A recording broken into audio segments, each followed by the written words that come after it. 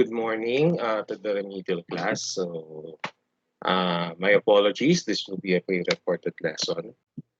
So, today we will have our final lesson. Our topic for today is chapters 15 to 18, the effects of the various socio-economic factors affecting business and industry. Our quote for today is very simple, that when economies turn down, entrepreneurs turn up. What happens is they say during the time of crisis or downturn of the economy, and we've seen a lot of entrepreneurs all around us.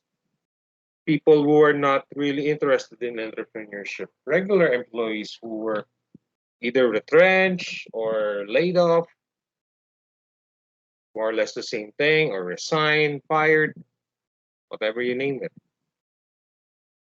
They have been involved in entrepreneurship right now. Other people, on the other hand, those who are working was they feel that there is that lack of economic fulfillment to them.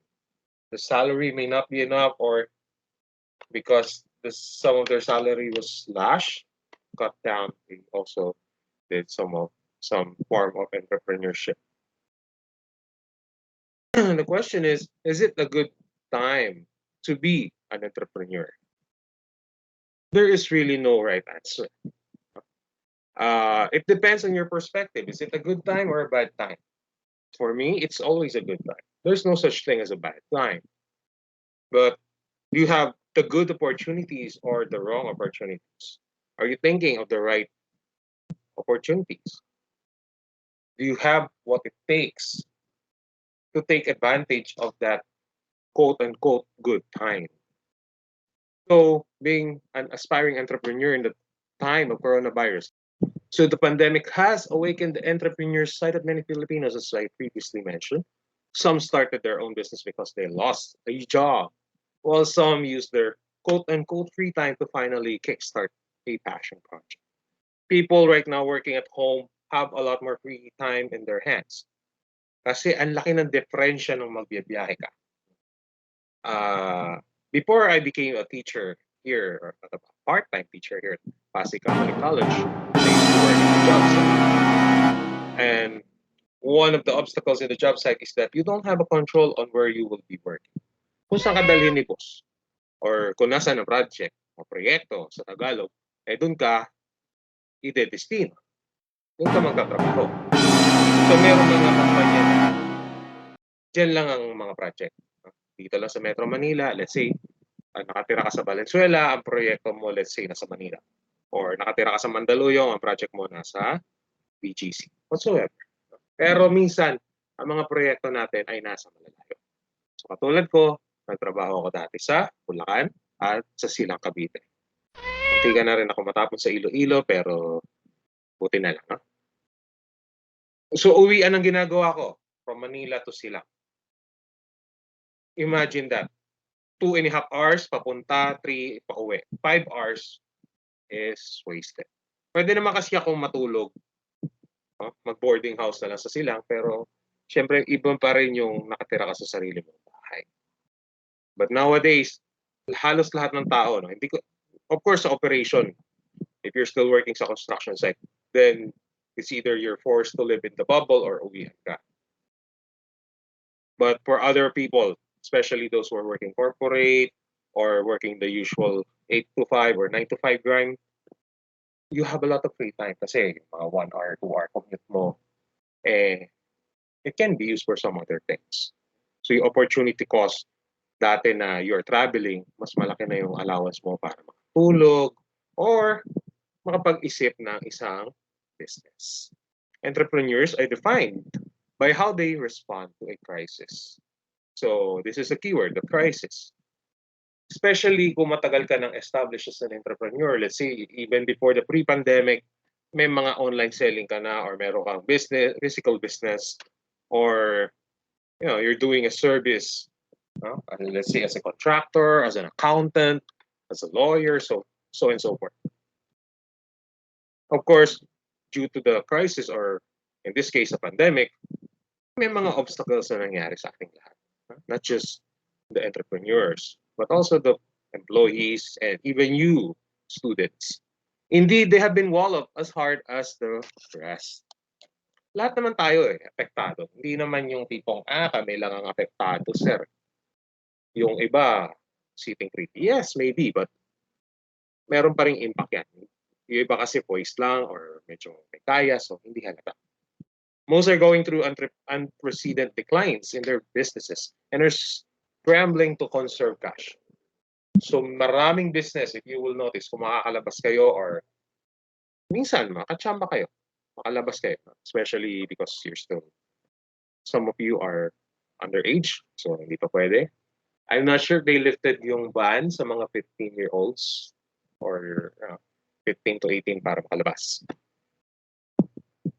Pero marami, may mga katulad ni Jollibee, may mga Jollibee na nagsara. Come to think about it, Jollibee na yan, pero hindi pa rin kinaya. Kasi, sino kakain? Walang tao, walang empleyado. And usually, ang masa na tinatawag nating target market or TM is usually the employees and the students.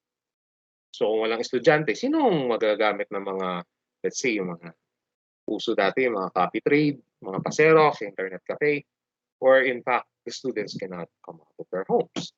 And you're not required to submit a physical version of your submittals.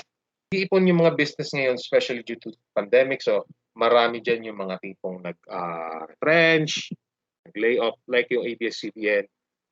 Double whammy yung sa kanila. No? You have the pandemic, the COVID-19, and then tinanggal pa ni President Duterte yung franchise nila. So, what is their choice? Their money spinner is not really the news channel. Buhay pa rin yung news channel. Meron pa rin ANC, nakakapanood pa rin tayo ng TV Patrol. But, yung money spinner talaga nila is yung mga, yung ABS-CBN itself. Yung Showtime, teleserye, yun talaga eh. So, malaking chunk ng kanilang revenue ay natanggal. So, you have to make a decision to cut whatever is unnecessary. Walang personalan yung ginawa nila eh. Trabaho lang. So, here is the key word for an entrepreneur, crisis. But before we proceed with the topic itself, here's a quotation by John F. Kennedy. So sabi niya, according to him, when written in Chinese, the word crisis is composed of two characters. One represents danger and the other represents opportunity. So fake news yan. Actually, hindi characters ang inano niya. Two brush strokes ang sinabi niya. So hindi totoong characters yan. I-revise lang nila yung quotation ni John F. Kennedy. But if you will say characters, yes. But the original quote is brush strokes. So still, let's consider this as fake news because this is a rendition of what he really said. Hindi yan yung pure quotation. But still, it is consists of two characters. You have the danger and opportunity. So it's called Wei Ji in Mandarin. If you can see, based on the quote-unquote characters or in his original quotation, the brush strokes, mas konti yung brush strokes ng danger compared to the opportunity. Though, sa what you call this,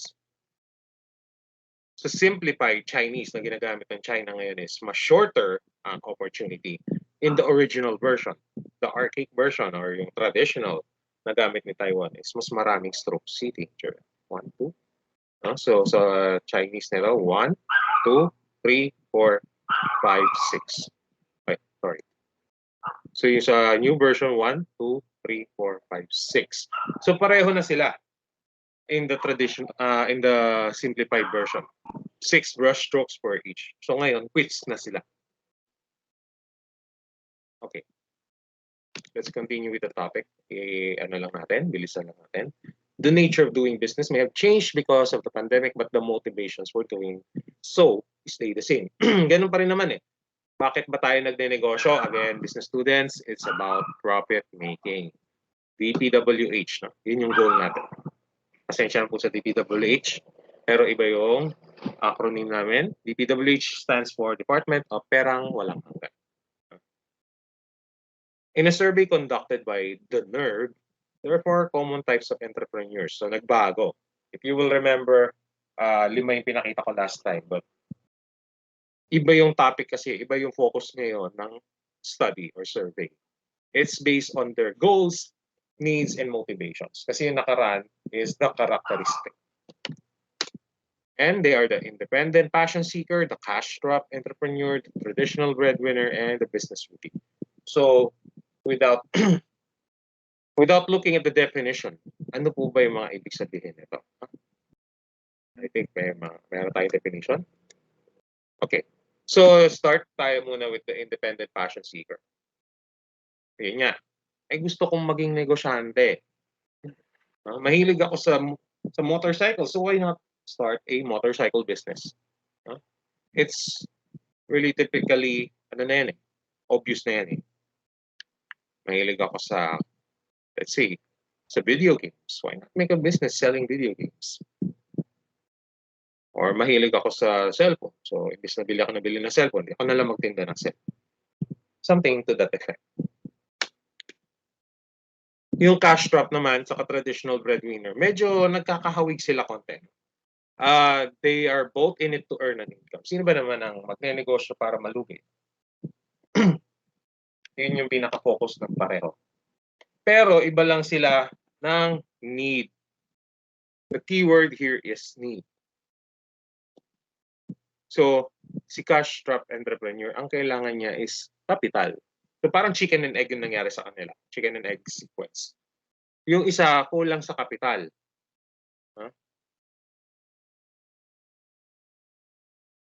Yung isa naman, kulang sa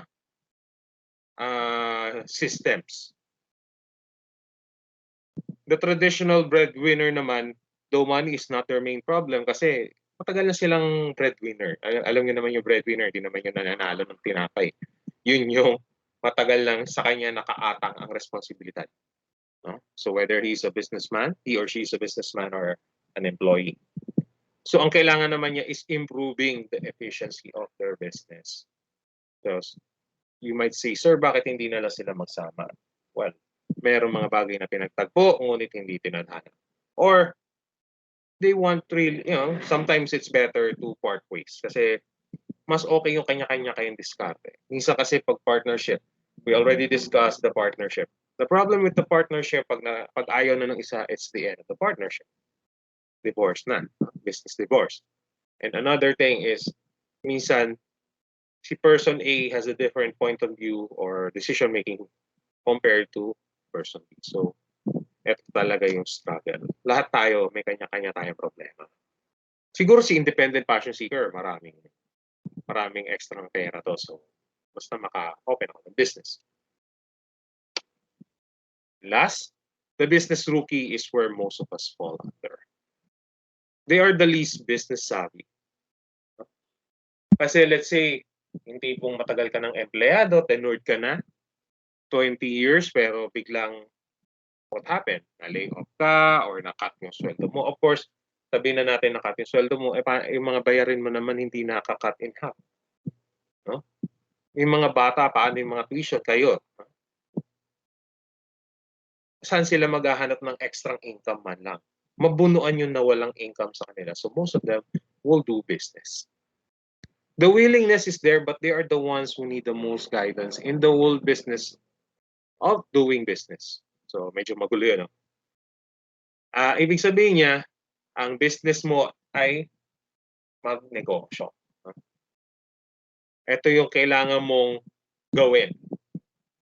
How do you fulfill the emptiness tuloy? The gap. Pwede rin emptiness kasi kulang ka.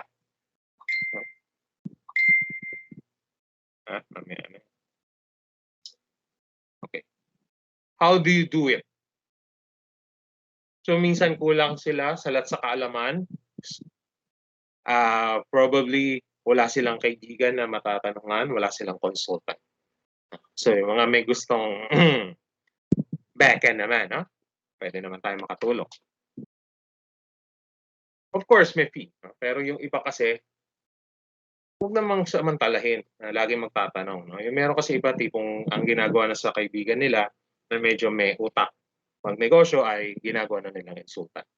Of course, there are the free services like Go Negosyo. You can consult with them. They can help. Even yung the DTI, they can help. Huh? Meron sila mga business training programs. In collaboration as well with the Department of Science and Technology. No? Lalo na kung tipong ang gusto mo ay gagawa ka ng sarili mong product. Okay. As you can see, the new business name registrations under retail sale via the internet in 2020, sumipa po mga Ginoo at binibini sa mga manonood. Huh?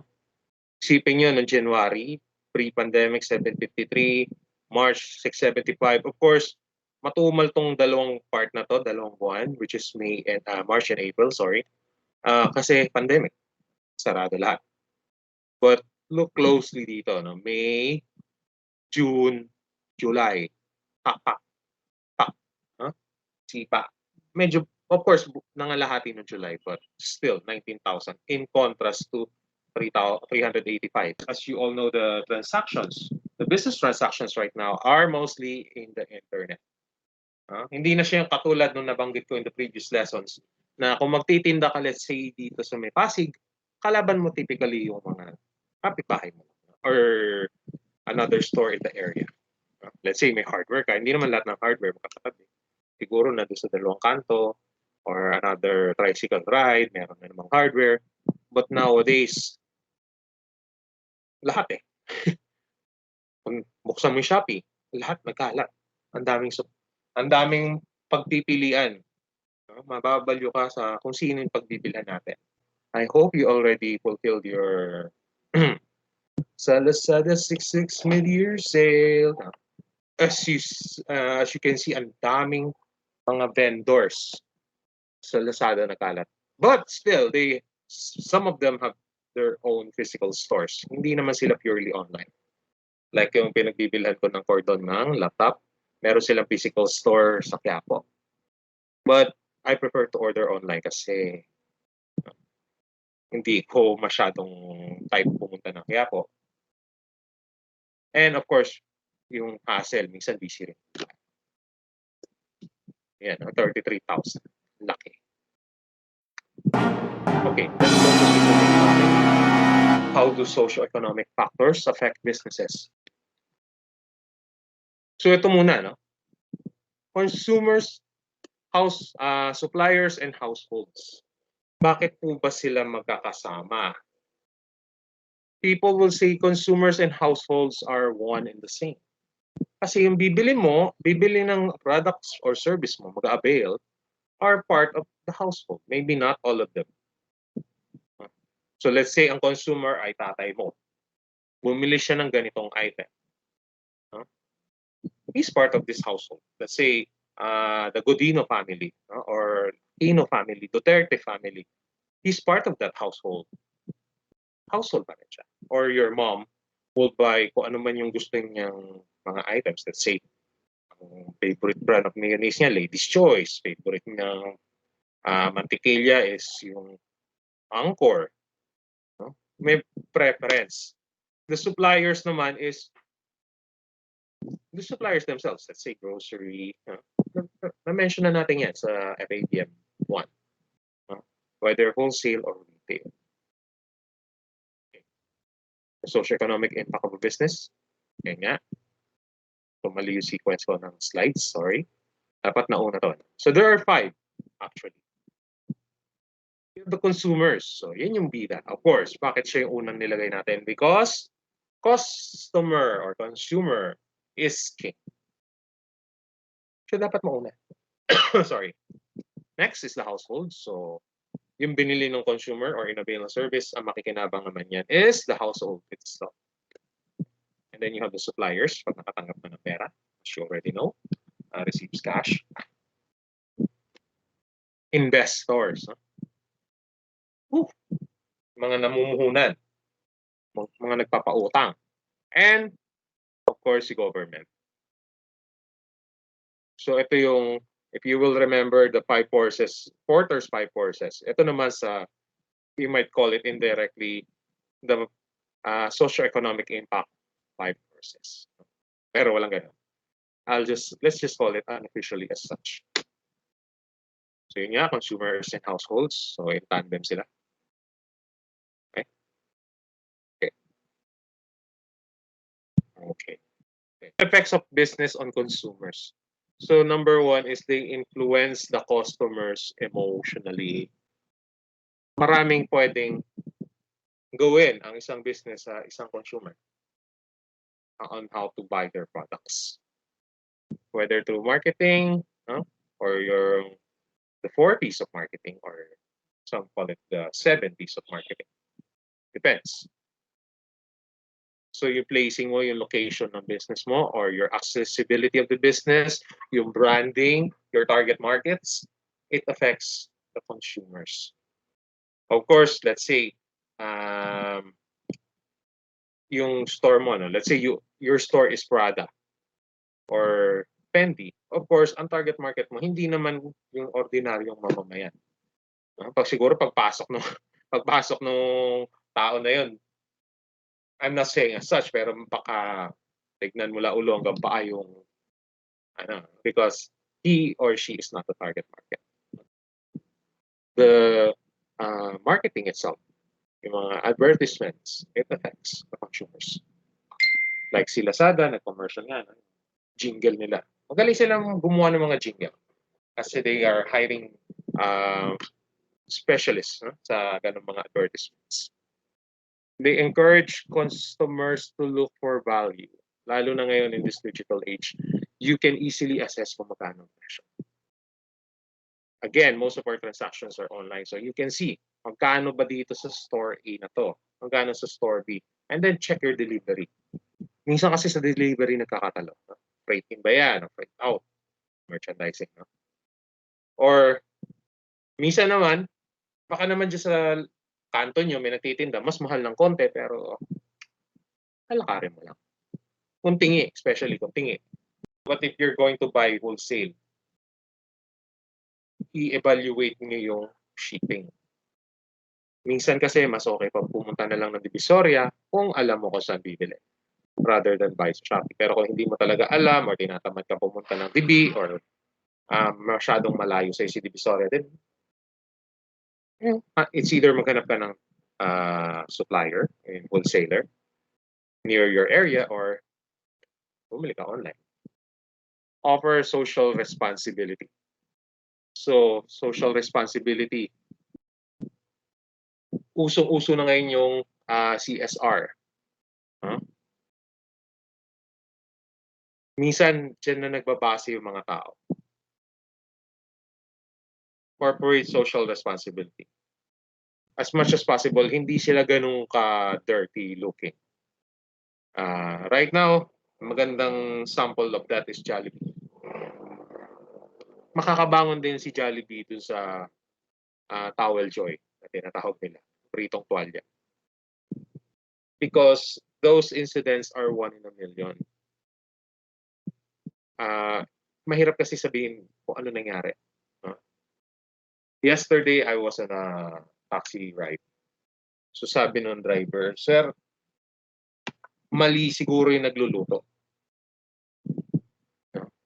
If you will be very aware of the issue on hand, ang nangyari kasi dyan, usually ang Chicken Joy, naka-breading na talaga yung darating sa branch. Ipiprito na lang yan. Especially nung pandemic, maraming nagbebenta ng mga fried chicken, yung mga templada na ng Jollibee. So pag prito mo, Chicken Joy na siya kagad.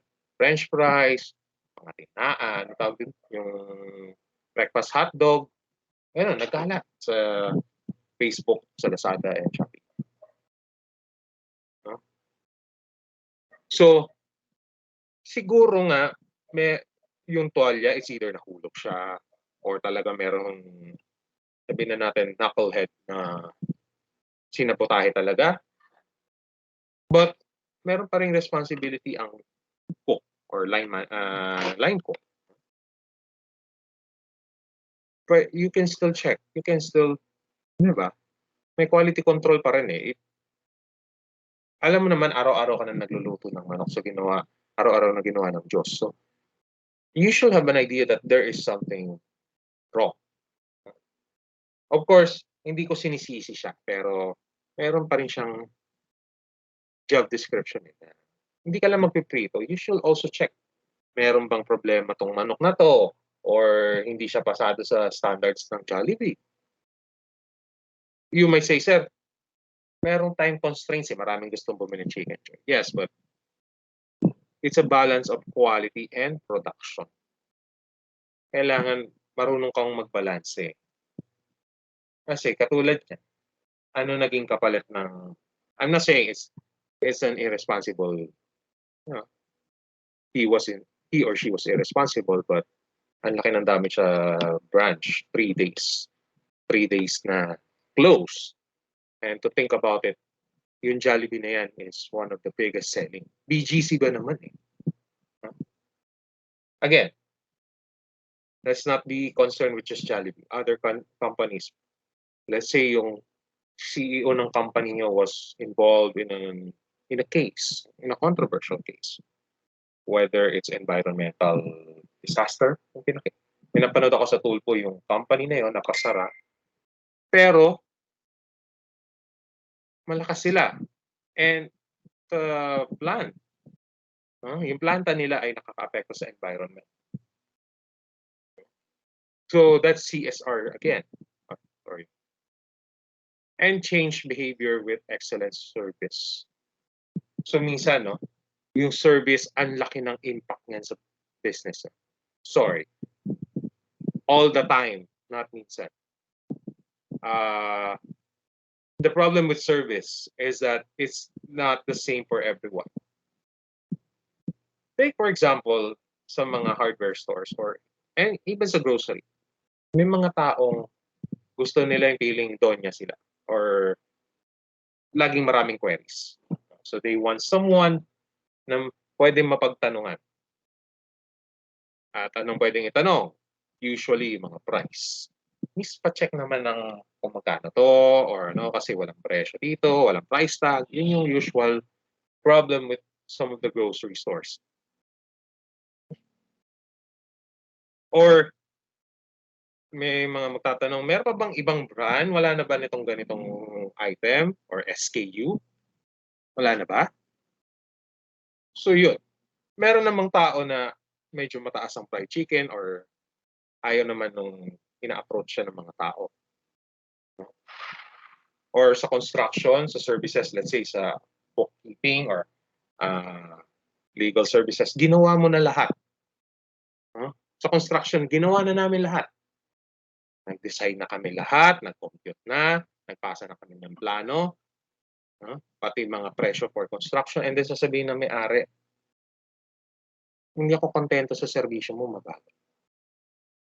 And how do you define mabagal? Baka gusto naman niya, pag nagsabi siya, kailangan ko na yan, ASAP, baka gusto niya bukas kagad. Hindi naman ganun ang mga services. Unless yung tipong magpapagupit ka, syempre, ASAP. Oh, yan. I already mentioned yung magpapagupit. So meron, pag magpapagupit ka, same style of haircuts, one person to another, yung isa satisfied and then the other one is not. So pag hindi satisfied yung customer mo, chances are, he or she will not return. Or it leaves a bad taste. Hindi naman sinasabing palpak yung servisyo mo eh. But more or less, hindi lang sila satisfied kasi mahirap i-quantify si service. It's more about the quality. Yan yung effects. Okay, so here. Meron pala siyang PT. Last week ko pa kasi ginawa. Ayan. To affect the consumer's behavior, you have to communicate the message. That's why some companies have a PR department or ano ba tawag nila ngayon? Meron silang tinatawag na IMC or Integrated Marketing Communications. So you can encounter that in your marketing subject. Yung iba naman, merong communications team, quote-unquote. Consumers are more likely to respond to material that responds to an emotional level. So yung mga commercially Jollibee before is very beautiful. Yung mga Ano ba yung isa sa favorite ko yung childhood friends sila pero hindi sila nagkatuloy. I think McDonald's also had a similar commercial pero mas mas lamang yung sa gumagawa ng concept ng mga commercial ni Jollibee. And surprise combined with repeated episodes of joy or humor. So, minsan dun ka naaalala eh. Again, this is more of marketing pero yung mga effects is on the economic side. Kasi eto, let's say influence consumers emotionally, it's a marketing strategy. But the results of the strategy is the economic side. Yung Old Spice, bakit ganun? Si, ano na to? Terry Crews, I think, that's his name. Wala naman siya ginawang Old Spice commercial na nag-i-spray siya dun sa kilikili niya. Mga humor lang eh. Sumasakay siya sa kabayo na papaliktad or kung ano man. Diba? Or yung, if you're aware, yung panda cheese, meron nun sa YouTube. Wala namang commercial na kumakain yung tao ng panda cheese. Ang meron lang dun is yung panda na nagdadabog pag ayaw bumili ng panda. So, it's kanya-kanyang style. Encourage customers to look for value. So if you solve a common problem for consumers more effectively than your competitors, or solve it at substantially lower cost, you can influence consumers to switch to your brand. So minsan, sa sabon, bakit mas maraming bumibili ng ganitong brand compared sa other brand? Kasi subok na nung consumer. Hindi naman sinabi ng consumer na ito yung pinakamagandang brand. Kaya yun yung binibili niyang detergent or bareta. Binili niya yung brand na yun because in his or her experience, kasi meron ng mga labandero, mga masunurin, is that ito yung pinaka-effective sa kanya. Ito yung pinaka-okay na brand sa kanya. Natanggal yung mancha, magandang, hindi banayad sa kamay, hindi nagsusugat-sugat yung kamay nila afterwards, and so on and so forth. The key is to make sure that the products meet the expectations of your customers. Again, and again, you cannot please everyone. So kung sino yung target market mo, yun ang focus mo. Next, offer social responsibility. To have a more general effect on consumer behavior is to offer ways of acting in a socially responsible manner. So yun nga. You can promote your brand as environmentally green and socially responsible, carrying out corresponding initiatives and informing your target markets of your action. A good example is mga concerns sa environment. Usually, yung favorite example ko is Patagonia. This is a business. Ano bang business si Patagonia? Usually selling jackets. But, meron sila yung parang nagre-repair ng mga lumang jacket.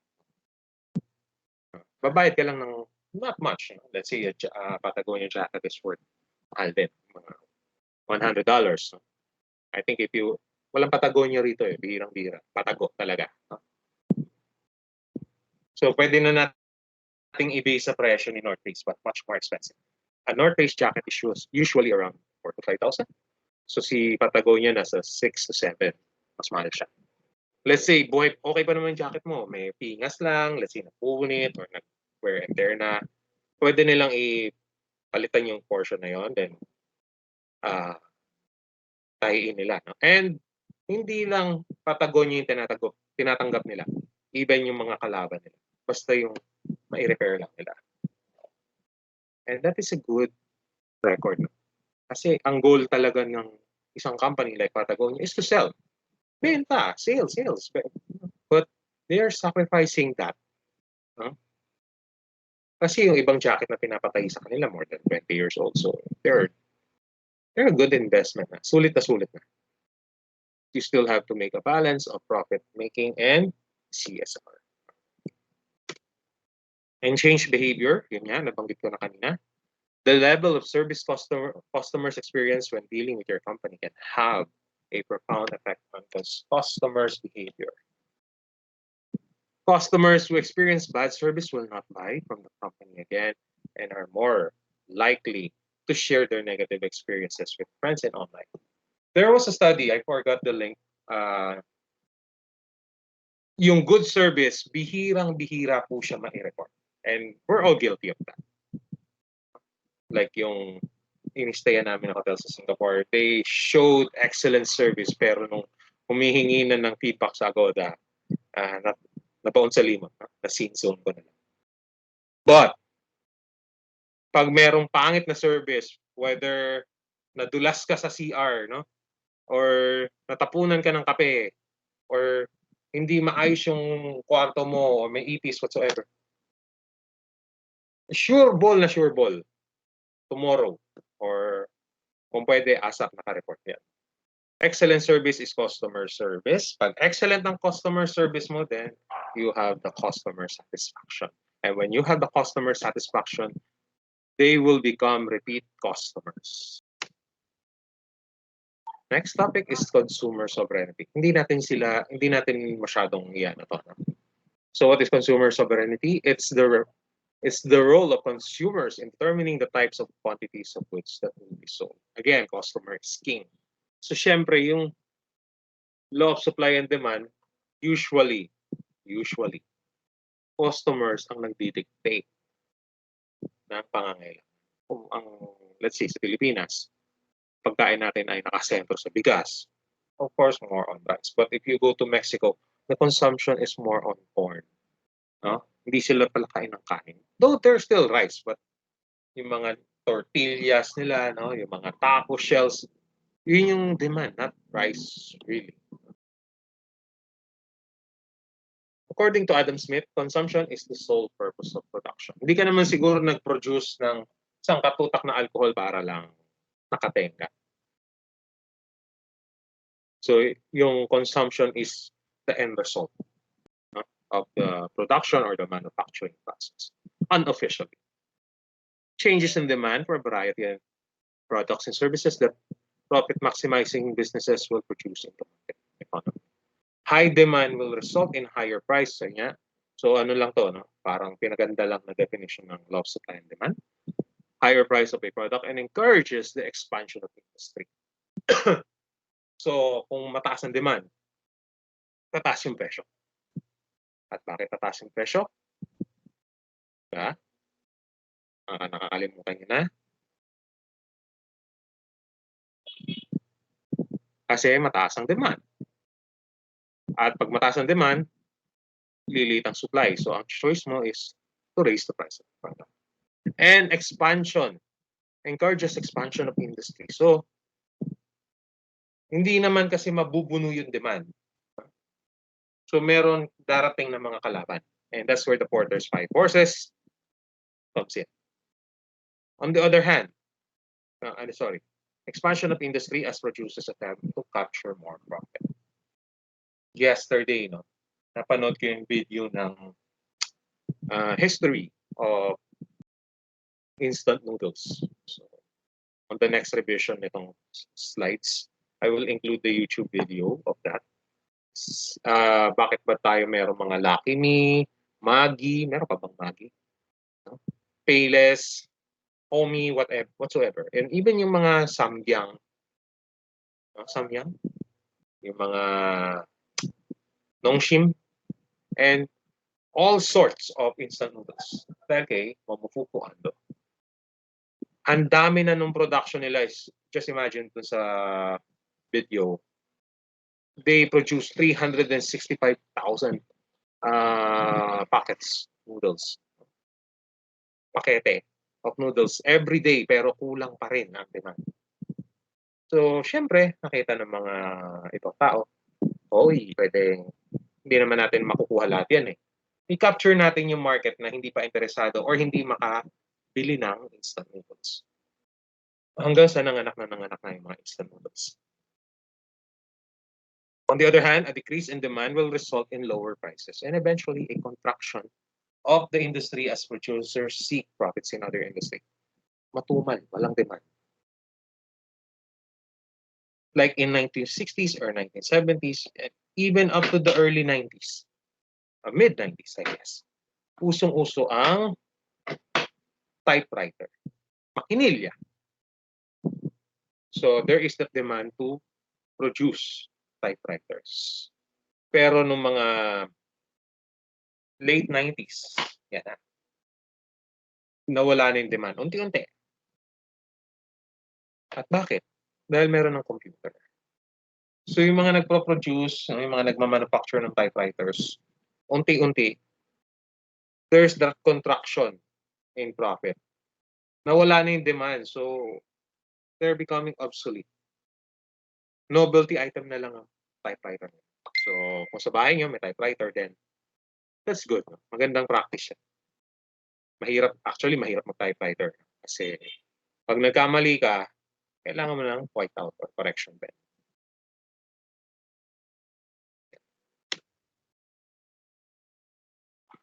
So consumer sovereignty has certain assumptions regarding consumer behavior. So ugali. So consumers are irrational. Anong ibig sabihin po nun?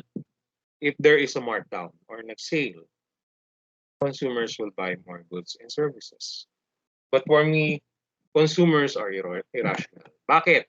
Kasi sabi nga, if there is a markdown or sale, consumers will buy more goods. Yes, pero yung mga ibang tao, nagiging sakit na po. Nagtatabi sila lagi. Huh? Like, let's say, Lazada 6.6 mid-year sale. Tapos 7.7, 8.8, 9.9, 10.10, 11.11, 12.12. Lagi na lang po. Or yung 3-day sale SM. Sa US naman, it's the Black Friday. Talagang nagkakagulo mga tao, nagsasuntukan, nagsasapakan, sabunutan dahil lang sa mga gamit. And then afterwards, wala na. Sabi nga nila, pag bumili ka sa sale, hindi ka nakatipid ng 50%. Napagastos ka ng 50%. Unless you really need it. Ako kasi ganun ang ginagawa ko talagang. I-add to cart ko muna. And then let's check. 1 week, 2 weeks, 3 weeks, 1 month. Do I need it? No. Remove from cart. Tapos yung talagang kailangan ko, yun lang ang binibili ko. That's the problem with people. No? So I think, ang sinasabi nila rito, it's that consumers are rational. Pero, quote unquote for me. Number 2, preferences exists over various goods and services in the market using the concept of marginal utilities. Mamaya, pupuntahan natin yung topic na yan. But, lahat naman tayo may preferred brands or preferred food. May mga taong ayaw kumain ng pork, whether through religion or health. Diba? Health or kung ano man yun. No? Sino ba mga hindi kumakain ng pork? Mga Muslims, they don't eat pork. That's halal. And it's not halal, sorry. So, bawal sa kanila as per the Quran. So, sa Christians, ang debate kasi is that nung Old Testament bawal, but in the New Testament, it was out. So, no problem for us. On the other hand, yung mga health reasons, mga vegetarians, pescatarians, and vegans, they don't eat pork. Or, let's say, yung tipong nakakasakit sila due to pork. May mga ganong tao. High blood, heart disease. That's why they don't eat. Okay. Forget yung mga yung in general. Let's say na lang. Ano ba pwede natin sabihin? Cellphone na lang. So there are people who are Apple-centric. iPhone. Wala silang ibang cellphone kundi iPhone. And, well, pera naman nila yun eh. Hindi mo naman pera eh. Sino ka pa para makialam, no? But there are some people na Android sila pero preferred brand nila. Let's say Xiaomi or Oppo, Vivo. Hindi sila bumibili ng other items as much as possible. That is preference. Number 3, consumers are subject to budget constraints. Sino ba naman ang hindi? Diba? Siguro yung mga mayayaman, but even so, meron pa rin constraint. While consumer wants and needs are unlimited, This is subject to their capacity to pay for these goods and services. Budget and income are used interchangeably. So a good example of those is your parents. Your parents love you. No? So minsan yung pagkain na kakainin nila, susubo na lang, ibibigay pa sa inyo. No?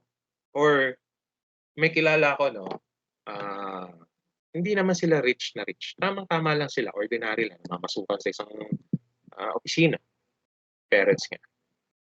Yung tatay, yung sapatos niya, pud-pud na talaga, nadulas pa nga dahil doon sa sapatos. Kasi pag bumibili siya ng sapatos, yung tipong, alam mo yun, yung matibay. So yung sapatos niya is mga 10 years na mahigit. But hindi siya makabili or siguro nagtitipid talaga kasi mahal lang tuition ng mga bata. So sasabihin niya sa akin, pre, imbis na ibibili ko yung sarili ko ng bagong sapatos, pangkain na lang namin. Or pambayad ko na lang ng tuition ng anak ko. O kung pambayad ng kung ano man yan, bills ng kuryente. Can you blame them? No. Because, again, we have scarcity of resources based on economics. And prices exist due to unlimited wants and scarcity of resources. Nakabanggit ko lang si scarcity. So ang cellphone, 5,000 sabi nila, 10,000. Kung pwede naman, di ba? Bakit hindi tayo bibili ng iPhone? Eh kaso, magka-connecta yung 3 and 4. Konektado yung 3 and 4 in a way. Wala ka pera, tiis ka. Kung ano meron ka. There was a time na mahilig ako sa medyo mamahalin ng cellphone. No? Let's say nung bagong labas pa lang si Oppo F1S. Magkano bili ko? 17,000 I think. Fresh off the bat. No? Kakalabas lang. Pero nag-guilty ako nung nakita ko yung presyo ng refrigerator. Magkano po ang presyo ng refrigerator? Yung matinu-tinu na, medyo maganda-gandang quality na app. Malaki na rin, no? 15,000 ang refrigerator. Compared sa isang cellphone na 2 years lang gagamitin, ang refrigerator pwede mong gamitin 10 to 20 years. Kung maingat kang gumamit. Diba? So, yun. Again, opportunity cost. Diba?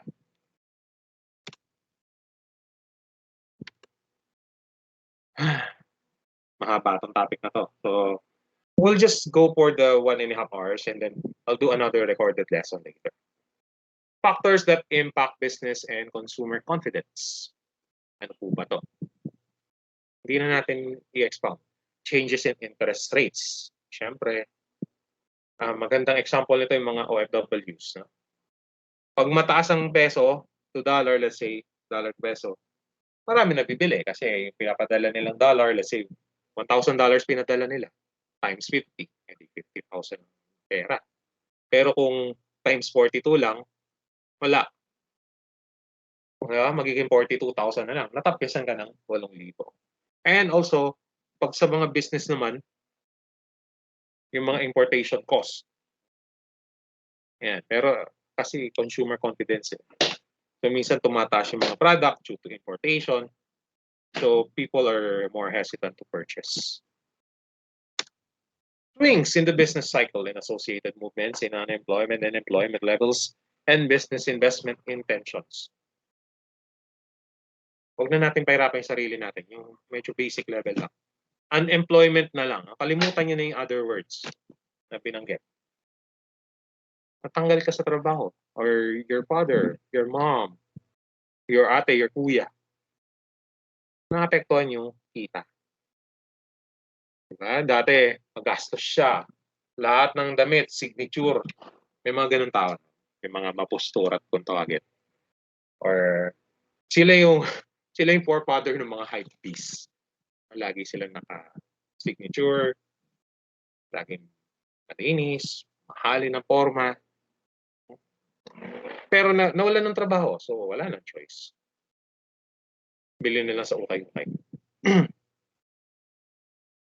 Shifts in the relative prices of non-discretionary goods and services, notably petrol healthcare, education, and utilities prices. Pag tumaas ang petrolyo, damay-damay lahat. So, yung sinesweldo mo parang lumilit lalo. Healthcare, ang mahal, magkasakit. Ang sabi nga nila, mahal na nga mabuhay, mahal na magkasakit, mahal pang mamatay. Education. Magkano po ba ang tuition ngayon? Hindi ko alam. Wala ko pinag-aaral. Wala ko pinapaaral. During my time, sa school namin, umaabot ng, sabihin na lang natin, no? Hindi ko sasabihin ko saan, X pesos ang tuition.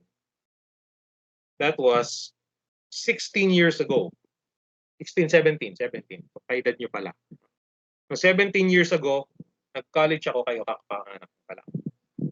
Now, yung X na yon nasa around 1.4X na siya.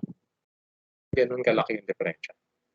And maybe in the future, 10 years down the line, 20 years, baka 3X na yung tuition fee. And yung mga utilities, kuryente, tubig, taas, cellphone. Siguro cellphone, medyo stationary yung earnings or yung charge. But yung tubig sa kuryente, malakas eh. And number 4, external, economic, or financial shocks. Bagsak ang stock market. Galunggong. Huh? Minsan, hindi lang yung, hindi lang siya consumer confidence eh. Pati yung the country itself, the stock exchange, affected. Number 5, policy shifts in fiscal policy, including large structural spending cuts or decreases in taxation rates. Ano po bang example nito? Yung train law, way back 2016, bago pasok si Duterte. 2018, I think doon siya na-aprobahan.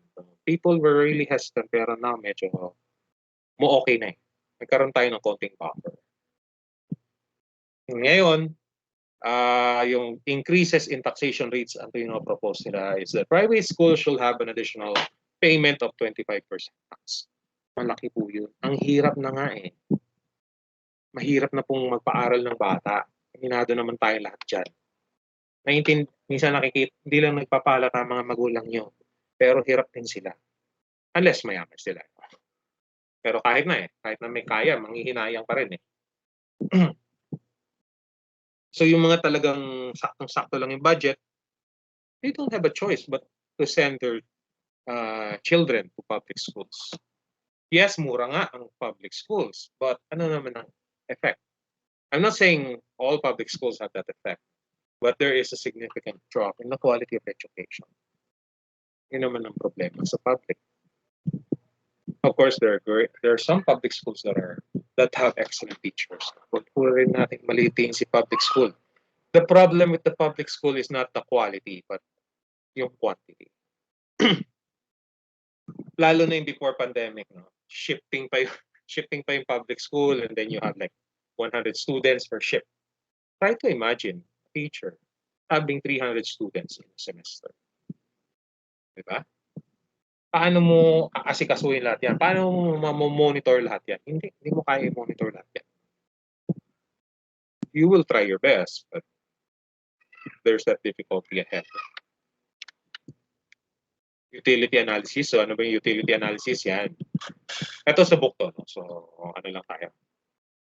You have the tastes and preferences.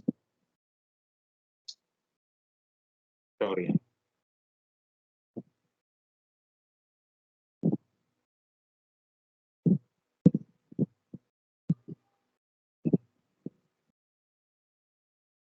Ano man lumalabas dito?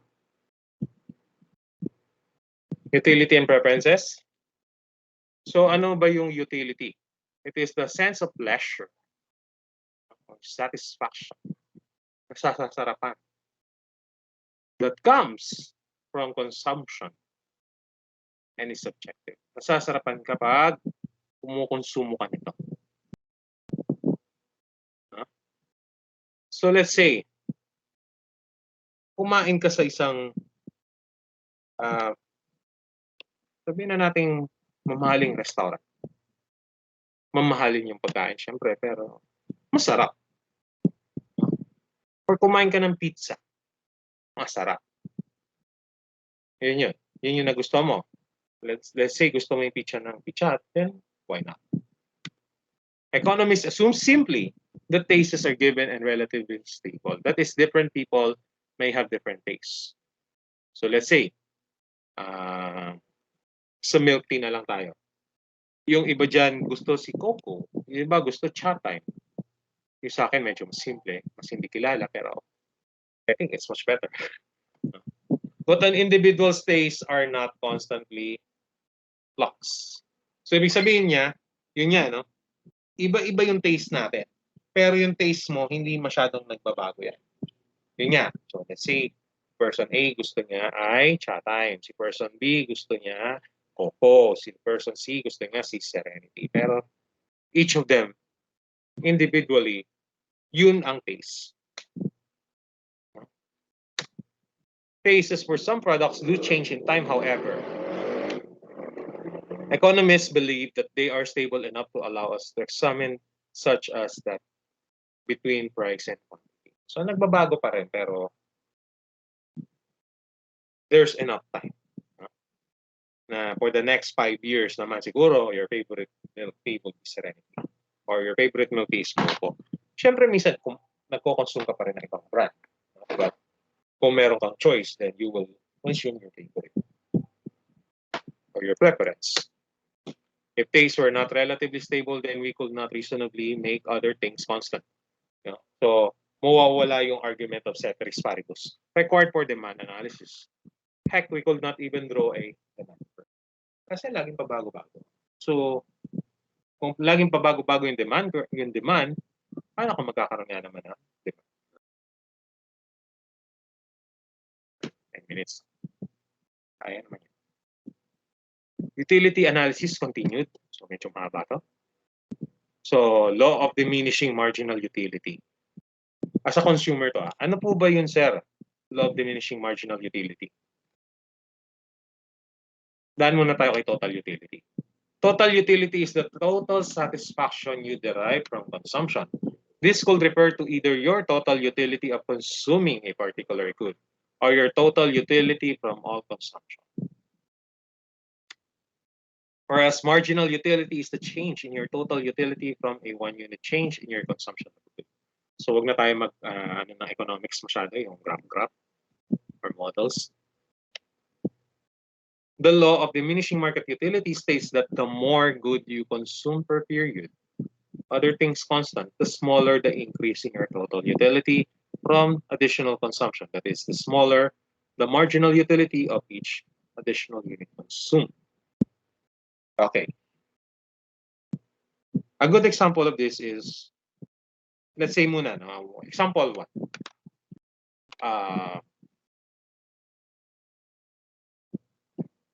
Example 1 is dati si Papa John's beside their office. Meron silang once a month, merong pizza, eat all you can. I think there are only 2 flavors of pizza na pwede mong eat all you can. So, meron talagang mga office mates na babae, lalo yung mga babae. Talagang nagre-ready sila, hindi sila nagbe-breakfast, hindi sila nagla-lunch, hindi sila nagme-merienda, para lang makakain dito sa Papa John's. You cannot blame them because you're going to eat 499 pesos worth of eat all you can pizza. No? Kasi magkano ang sweldo naman? More than the, lower than the price of that buffet. No? Magkano lang ang minimum nun? Let's say 450. And you're going to eat 490. Eh, yung pamasahe mo pa. Diba? Dilugi ka ba? So you're going to eat like there's no tomorrow, sabi nga nila. Yung mga unang pizza, walang problema eh. Okay.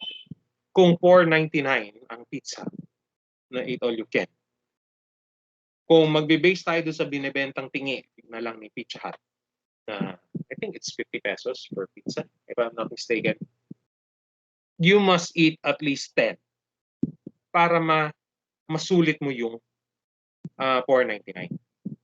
Kasi kung 499 at nakawalo ka lang or nakapito ka lang, lugi ka pa. Nanalo pa si Papa John's ng 150. And let's not forget na let's say ang allowance mo per item kung 50 pesos yan, 25 pesos is the production cost. No? Siguro 5 pesos na pasweldo ng tao, maybe less. But you can see 50% goes to the consumption and operations of the restaurant. So 25 times 7, 175 plus 150, 300 pa ang kinita sa iyo. 150 lang ang kinita, ang nasulit. So kung tatanggalin mo sa kwento yung earnings ng company, you must eat at least 10 pieces. But the problem is, how about your total utility? Baka naman pagdating mo dun sa pang-8, eh, magiging sumo wrestler ka na, si Yokosuka. No? Hindi mo na kaya. Or suyang-suya ka na, yung Tagalog term. Ayaw mo na kumain pa ng pizza. And we actually tried it. No? Ako, ganun din ginawa ko, katulad ng mga office mates kong babae. I did not eat lunch and merienda. 8 lang ako. Pero talagang pinilit ko yung last 3 slices. Pilit na yung 3 kasi 5 nga busog na ako.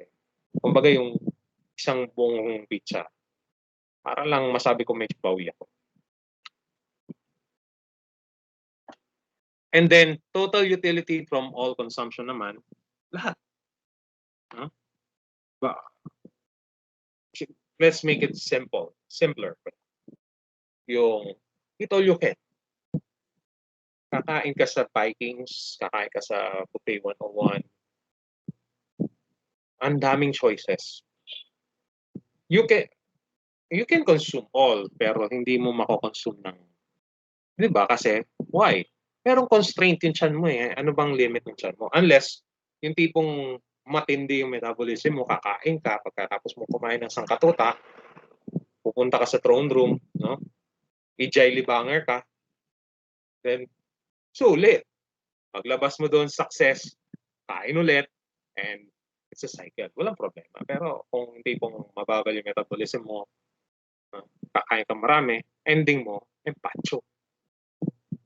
So this is total utility.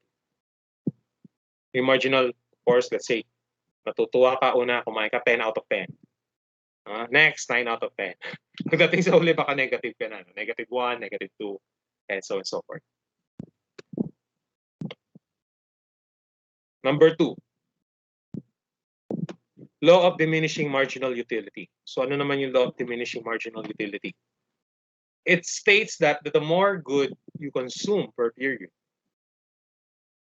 the smaller the increase in your total utility from additional consumption. So yun nga, yung binabanggit ko sa pizza. Nagdi-diminish siya. Kasi kung yung kanina ang sabi is that total utility from consuming. Diba? Ito, nagdi-diminish kada kain mo. Okay, kakain ka masarap. Kuha pa ako. Masarap eh. Kain ako. Masarap. Kuha pa ako. Bandang huli. Masarap pero hindi ko na kaya. Or ano na ako, sawa na ako. Pwede bang ibang pagkain naman or pahinga muna or ayoko na. Tama na. That is the smaller marginal utility of each unit consumed. Diminishing marginal utility naman is a feature of all consumption. In fact, almost anything repeated enough will become torture. So pag lagi kang nagmamahal, lagi mong ginagawa yung nagmamahal ka, nato-torture ka. De, joke lang. So let's say pakainin ka araw-araw ng Pizza Hut. Once a week, okay lang. Pero kung araw-araw Pizza Hut yung pagkain mo, tapos tigi-isang box pa, baka pamigay mo na lang. Indeed, variety is the spice of life. So, huwag ka laging magmahal. Kasi, masasaktan ka lang. Ha? Minsan naman magalit ka naman. Just kidding. So, sa mga goods, no, hindi ka naman lagi pwedeng pizza. Minsan kakain ka rin sushi or sushi bake na lang. I-update natin. Or ramen or sinigang. Minsan naghanap ka ng lugaw, fishball. Yun yung tinatawag nilang variety is a spice of life. And for some goods, the drop in marginal utility with additional consumption is greater. Yun nga. Yung sinasabi ko, kanina 10 out of 10, 9 out of 10. Pagdating sa huli, negative pa. Yokosuka mode. So why does marginal utility decline rather than increase as more of a good is consumed? Pwede naman ikaw isalang ko dyan eh. Tapos i-force feed kita ng pizza kung matutuwa ka. Or pakainin kita ng pakainin araw-araw pizza. Wala nang iba. Pero sir, bakit sa kanin? Walang sawa, only rice. Pag narinig yung only, hindi niya lang alam. Pero syempre, may limit din yung only rice nyo. Yes, it's called only rice, pero meron na ba kayo narinig na nakasampung only rice na? Ang naririnig ko lang, 8. No? Unless aagawin mo yung lalagyan ni kuya. Tapos ibubuhos mo sa plato, then even so, nagde-decline pa rin yung marginal utility. Kasi sasabihin, busog na ako, ayoko. Alis na tayo. Yan. So ito, sample scenario to. It's a utility derived from drinking water after running 6.5 kilometers. So let's say, uminom ka ng isang baso ako, naghahanap na rin ako isang baso. Nauuhaw na rin ako. So total mo is 40. 40. Madagdag. Kasi uhaw ka eh. Ikaw ba naman tumakbo ng 6.5 kilometers. Next, uminom ka ulit.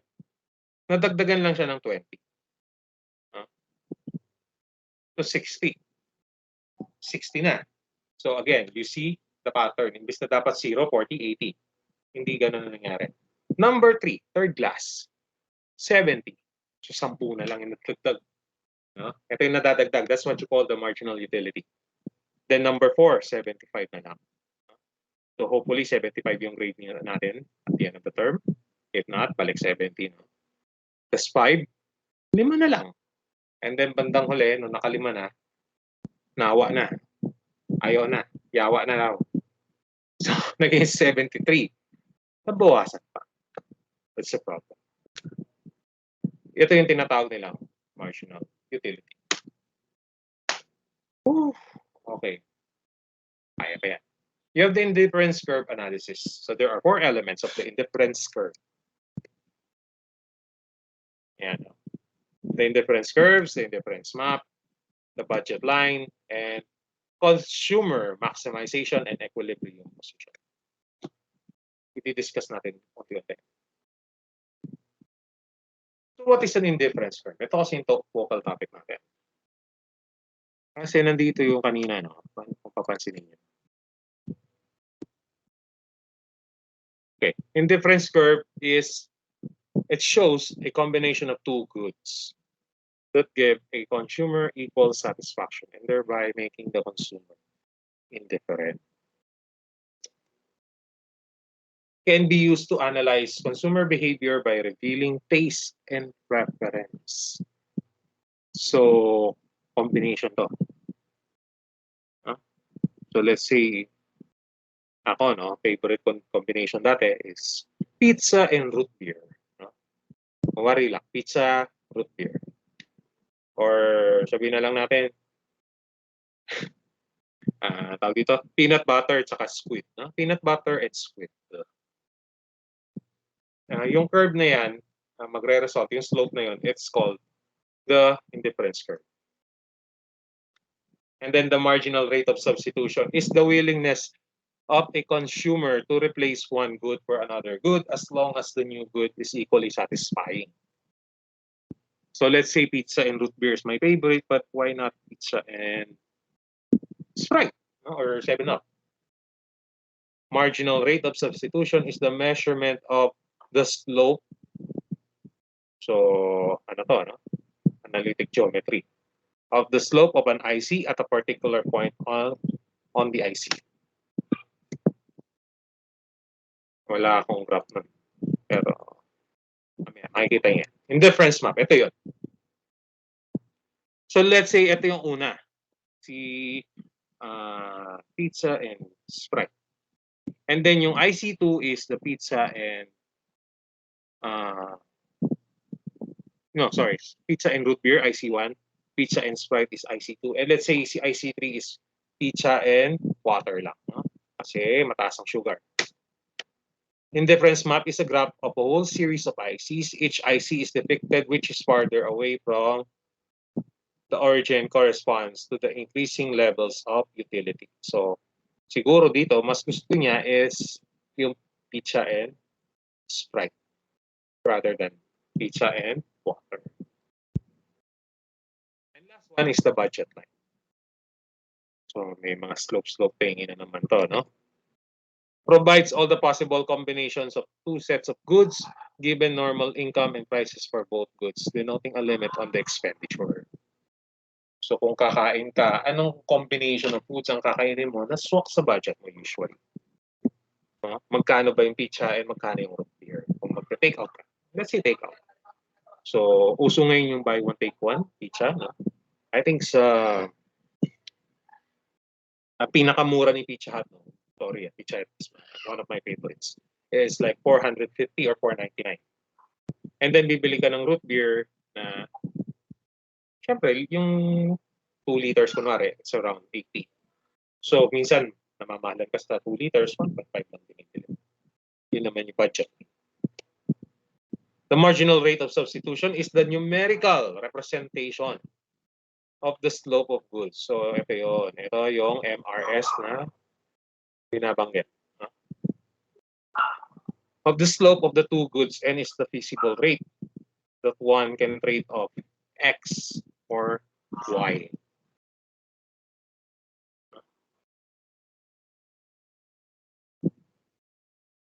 So last, consumer maximization and equilibrium position. Ayan. So ito yung equilibrium. See letter E. The point where the consumer maximizes his or her utility is the same as the equilibrium point as illustrated. Equilibrium. No? So ibig sabihin, masaya ka for both good X and good Y. Okay sa'yo yan. Yan yung pinaka-ideal mo. No? Ito naman yung pinaka-hindi ideal na scenario sa'yo. You'll just prefer good Y or you'll just prefer good X. Consumer maximization point, IC2. Ayan nga, si IC2. Intersects with the BL.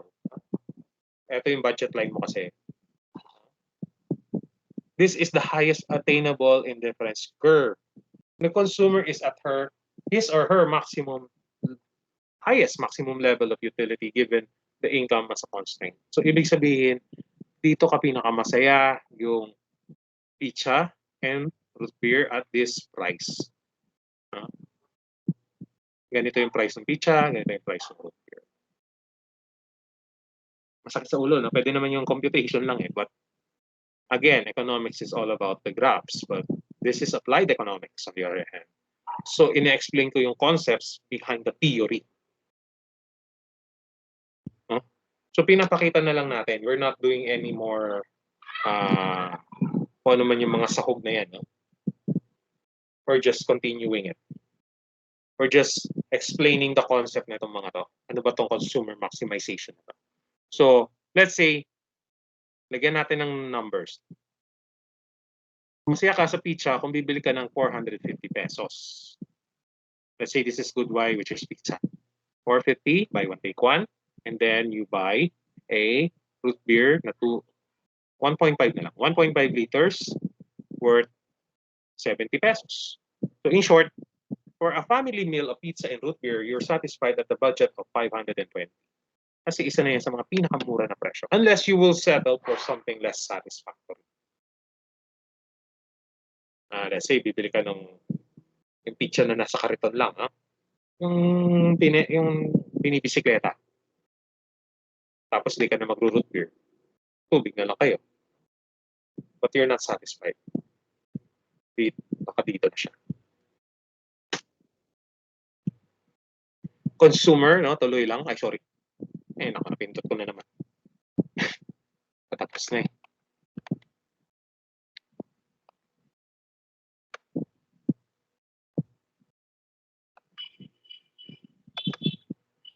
Okay. The consumer has no reason to change his or her consumption pattern while at this point in time. So that's why it's called the consumer's equilibrium position. So ito yung gusto ko eh. Ito yung gusto kong combination, pizza and root beer. So that is my equilibrium position. And also consumer maximization. Kaya double Dalawa yung pangalan niya.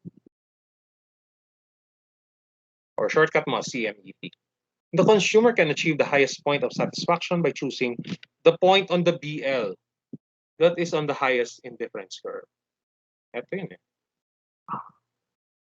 That's your preference. Okay? So household naman. So yung household, we will discuss on a later recording. Kailangan ko nang lumabas. So please study this one. Pati yung lumabas sa long test, no? Yung mga items. So for our QAS, it's also an exam na lang para mas madali. You will submit you will take the test, chapter 12, 13, 14, and then this one, 15, 16, 17, 18. But let's rely on the PowerPoint slides. I think your long test, meron pang hindi nagpapasa. So please submit.